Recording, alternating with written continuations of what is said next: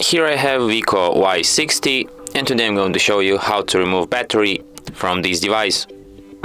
So firstly, you just have to take it in your hands and remove back cover from it. You can find this little hatch here to remove back cover. So you just do it like this. And as you can see, here is our battery. Just take it here. And that's how you can remove it. Here it is. If you want to put it back, just put it back like this,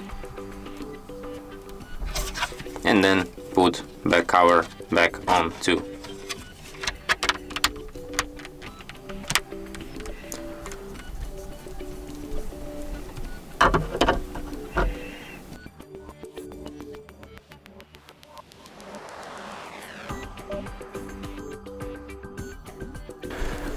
And that's it. Thanks for watching. If you find this tutorial useful, don't forget to hit that like button and subscribe to our channel.